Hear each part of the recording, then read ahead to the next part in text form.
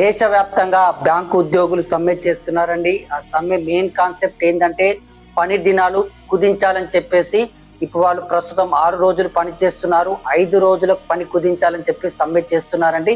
వాళ్ళు చెబుతున్న వాదన ఏమిటంటే మిగతా దేశాలైనటువంటి అమెరికా కావచ్చు, రష్యా, యూకే, చైనా, జపాన్ లాంటి దేశాల్లో బ్యాంకు ఉద్యోగులు 5 రోజులు మాత్రమే పని చేస్తున్నారని, అదేవిధంగా మన దేశం విషయానికి వస్తే ఆర్బీఐ కావచ్చు, సెబీ, ఐఆర్డిఏ, మ్యూచువల్ కు సంబంధించినటువంటి కేంద్ర ప్రభుత్వ ఉద్యోగులు, ఇన్సూరెన్స్ కు సంబంధించిన కేంద్ర ప్రభుత్వ ఉద్యోగులు 5 రోజులు పని చేస్తున్నప్పుడు బ్యాంకు ఉద్యోగాలు చేస్తున్న మాకు కూడా 5 రోజులు పని దినాలు కల్పించాలని చెప్పేసి సమ్మె చేస్తున్నారండి.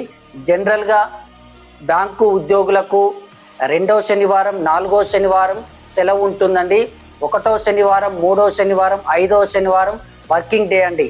ఇప్పుడు వాళ్ళు చెప్తున్న విషయం ఏమిటంటే 1వ శనివారం, 3వ శనివారం, 5వ శనివారం కూడా సెలవు ప్రకటించాలని కోరుతున్నారు.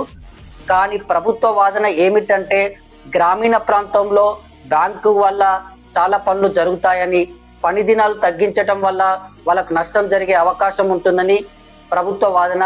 అదేవిధంగా ఎక్కువగా పెన్షన్ తీసుకునే వాళ్ళకు ఇబ్బంది కలుగుతుందని ప్రభుత్వం వాదిస్తే, బ్యాంకు ఉద్యోగులకు సంబంధించిన వాళ్ళు ఏమంటున్నారంటే పూర్తిగా డిజిటలైజేషన్ జరిగింది కాబట్టి పెద్దగా ప్రాబ్లం ఉండదని చెప్పేసి బ్యాంకర్స్ వాళ్ళ వాదన అండి. మొత్తం మీద ప్రస్తుతం సమ్మె జరుగుతుంది. మరి కేంద్ర ప్రభుత్వం, ఆర్బీఐ ఎలాంటి చర్యలు తీసుకుంటుంది అనే దానిపైన మనం చూడాలి.